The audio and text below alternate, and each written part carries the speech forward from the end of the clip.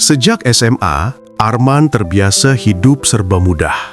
Anak orang berada, semua keinginannya selalu dituruti.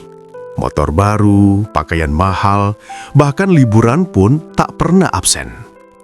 Ia tumbuh tanpa mengenal kata berusaha. Namun, hidup tiba-tiba berbalik. Orang tuanya meninggal dunia secara mendadak, meninggalkan Arman sendirian.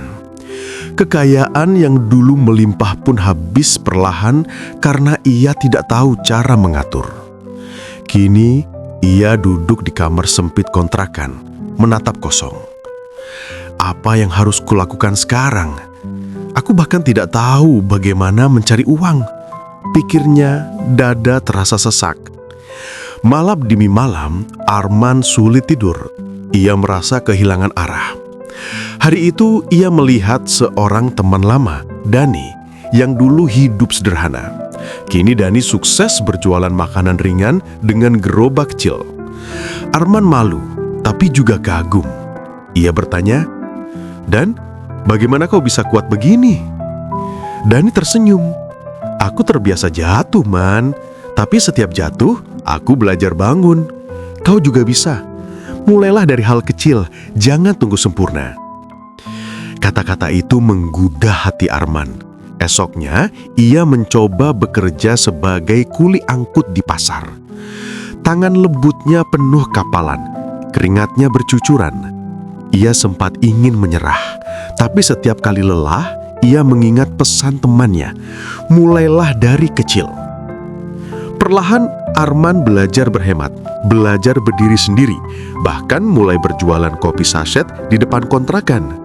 Awalnya hanya 2-3 orang membeli, tapi ia terus belajar tersenyum, menyapa, dan melayani dengan sabar. Di tengah usahanya bangkit, bisikan pikiran buruk sering datang. Teman-teman lamamu pasti menertawakanmu, anak orang kaya yang kini hanya jualan kopi saset. Hatinya berih setiap kali teringat wajah mereka yang dulu selalu ikut bersenang-senang dengannya. Tapi kemudian Arman sadar, itu hanya pikiranku sendiri. Kalaupun ada yang menertawakan, biarlah.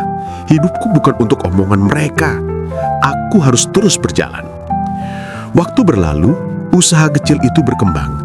Dari warung sederhana, ia bisa menyewa kios. Arman yang dulu dimanja kini berubah. Lebih sabar, lebih kuat, dan tahu rasanya mencari sesuatu dengan keringat sendiri. Suatu malam, ia menatap langit, mengingat orang tuanya. Air matanya menetes, tapi kali ini bukan karena lemah. "Ayah, Ibu, aku akhirnya belajar. Aku mungkin jatuh, tapi aku bisa bangkit. Aku yakin bintangku akan bersinar lagi."